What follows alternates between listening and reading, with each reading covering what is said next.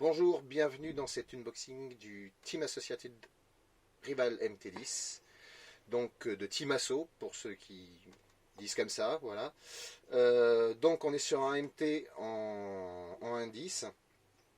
J'ai trouvé ce camion par hasard parce que j'aime beaucoup les Monster Truck et j'ai trouvé par le biais d'un passionné sur un site américain. Je savais pas du tout que Team Associated avait fait ce camion. J'ai eu un coup de foudre instantané au niveau du design, etc. Pour la qualité, j'ai fait confiance parce que je me suis dit Team Asso, bon, surtout pour leur kit, c'est du top. Après, à savoir le RTR, c'est toujours un peu compliqué parce que les grandes marques qui se lancent dans le RTR ont toujours un peu des débuts difficiles. Je pense notamment à Coralie, bien que la voiture soit bonne, mais bon, voilà, c'est toujours un peu difficile. Ceci étant, Arma a eu les mêmes problèmes il y a 6-7 ans avec leur première génération. Donc là, ceci étant, je me suis aperçu que c'était pas la première génération. Il y a une première génération qui était sortie il y a 7 ans. Alors est-ce que c'est vraiment une V2? Est-ce que c'est une évolution? Je ne sais pas. J'apprends un peu beaucoup. Enfin, un peu beaucoup. Non, j'apprends au fur et à mesure sur ce camion. Donc, voilà la boîte. Alors, je sais qu'il y en a qui aiment voilà, voir un petit peu les boîtes. Alors ça se voit pas là, mais je mets mes lunettes parce que je ne vois rien. Donc là, on a un plan global, comme font toutes les marques, de l'intérieur du camion. Donc évidemment, RTR, échelle indice, 4 roues motrices, électriques. Pneus, voilà, ils mettent pneus off-road, donc 4x4, carrosserie peinte évidemment, et radio 2,4 GHz. Alors cette voiture a des LED avant-arrière, ça commence à devenir un petit peu à la mode. Je sais que le DB8 de Losi en a, je sais que Trasax en fait en option aussi, donc c'est un peu un effet de mode en ce moment. Moi je suis ni pour ni contre, je trouve que c'est rigolo. Voilà, et donc ce camion est en brushless. Voilà, donc après en plusieurs langues, hein, il y a de l'allemand, de l'espagnol, etc. Il y a du français. Voilà, et je ne sais pas quoi dire de plus. Si, alors ici il y a encore. Donc là on voit qu'ils ont mis les LED à l'avant, là, le SC. Le moteur c'est du 3300 kV, compatible 2 ou 3S. Donc voilà, c'est pas beaucoup plus. Donc on va ouvrir.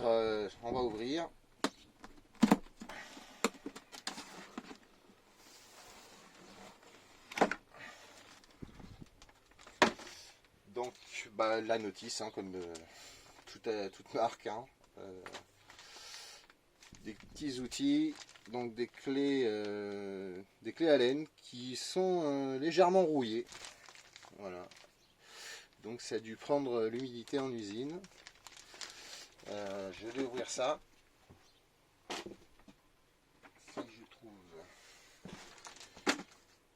Voilà, j'ai trouvé les ciseaux.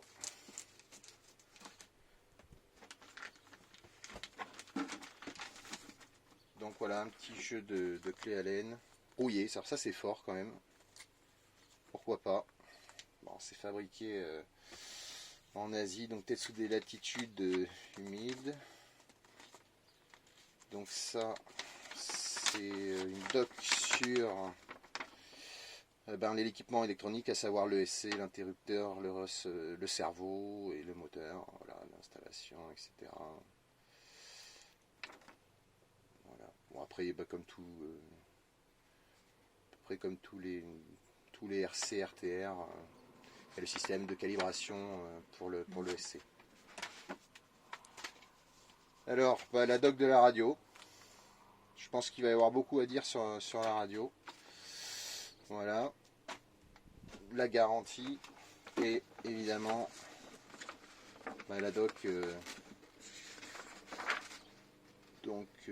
Là, c'est par exemple pour les diffs. Alors, étonnamment, il y aurait 3 diffs sur cette voiture. J'étais un peu sceptique, mais c'est étonnant sur un camion de cette taille. Donc, on va voir. Mais apparemment, il y aurait 3 différentiels. Voilà. Après, il y a des vues. Il n'y a pas, je crois pas qu'il y ait vraiment des vues éclatées. Non. Bon, juste voilà des pièces et leurs références. Bon, là, c'est pas hyper complet. En revanche, on peut télécharger la documentation sur le site de Timasso. Voilà. Donc, alors, la radio.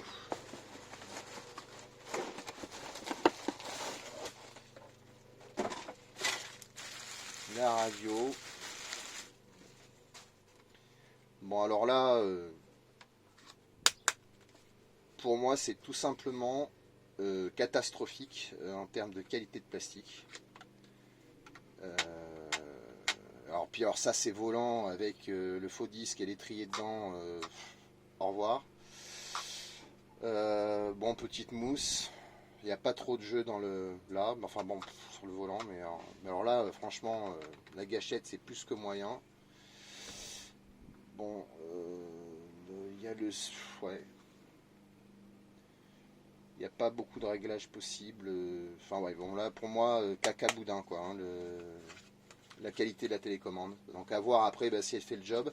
Alors je sais, j'ai lu que Timasso et Thunder Tiger, qui sont quand même... Voilà, Thunder Tiger qui est un fabricant d'électronique qui est pas mal. Alors je sais pas qui a racheté l'autre, si c'est Timasso ou l'inverse, et je sais que c'est eux qui font l'électronique de cette télécommande. Donc l'extérieur est vraiment pas top. En revanche, il est probable que les éléments utilisés à l'intérieur soient bons. Donc après, voir si la portée est bonne et si elle dure dans le temps. Bon, à mon avis, ça faut changer à terme. Voilà. Contrairement, alors là, c'est pas pour, mais contrairement à Trasax, qui font vraiment des télécommandes RTR au top, quoi.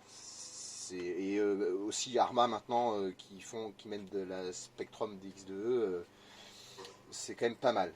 Donc là, bon, on peut pas tout avoir. Je pense qu'ils se sont rattrapés sur le camion et qu'ils n'ont pas beaucoup investi sur la télécommande. Enfin, voir, après avoir. C'est mon opinion, ça n'engage que moi. Alors, la bestiole.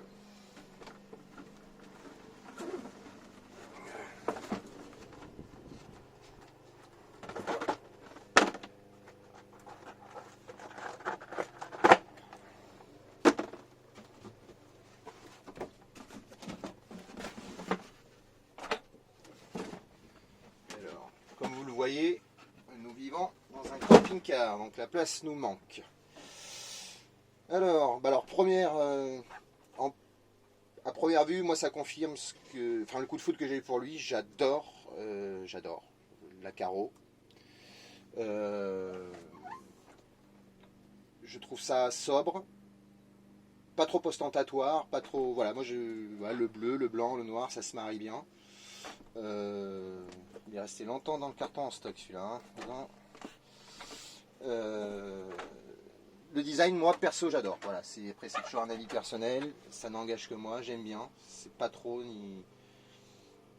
Je sais pas, j'aime bien. Voilà, c'est cool. Alors, le poêtage des pneus. Alors ce mot il vient pas de moi, pour ceux qui suivent beaucoup les RC, ça vient de Mani, de Garage 68, que je salue, je sais pas s'il regardera cette vidéo, mais voilà, lui il poète les pneus, moi aussi je poète les pneus. Ça m'a toujours paru un peu étrange de faire ça, parce que je vois pas vraiment si on peut déterminer la qualité d'une gomme. Là elle me paraît tendre, les mousses me paraissent pas mal, donc après à voir si ça ballonne ou pas. Enfin voilà, ça je crois que ça se voit vraiment sur un essai. Alors Caro, on va sortir tout ça. Le Lexan, il n'a pas l'air trop mal. Assez mou ici. Là c'est un peu dur, je sais pas. Ouais, après, bon moi je fais pas du gros bâche, donc mais ça a l'air de bonne facture, hein, comme ça à l'aspect. Alors ça c'est génial. C'est vendu avec, c'est les housses de protection.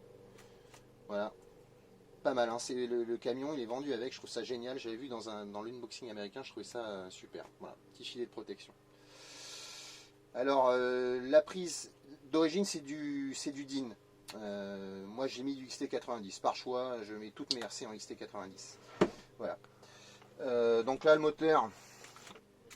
Donc ils l'appellent RIDI, leur système d'électronique, que ce soit l'ESC ou le moteur.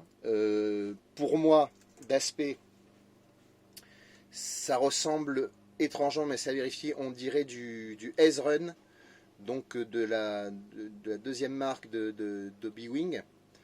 Ça ressemble étrangement à ce qu'a montré sur le HPI Bullet, voilà, qui a à peu près le même nombre de KV de mémoire, etc. Et le SC ressemble étrangement. Donc si c'est du S-Run, ben c'est de la bonne cam, quoi. C'est ni le top ni le plus mauvais. Donc après, ben voilà, les suspensions tout plastique. Voilà. Alors ça a l'air, c'est un peu, je crois, comme tous les constructeurs. Ouais, ferme derrière et mou devant. Donc ça c'est à voir, c'est selon les gens. Moi je verrai, il faut vraiment que je fasse un test pour voir si ça me convient ou pas. Sur les diffs c'est pareil, est-ce que ça va mouliner ou pas? Est-ce qu'il faudra changer la viscosité du silicone dans les différentiels? Alors là à vous de me répondre sur les commentaires après si vous regardez la vidéo. Ils disent qu'il y a 3 diffs sur la boîte, etc.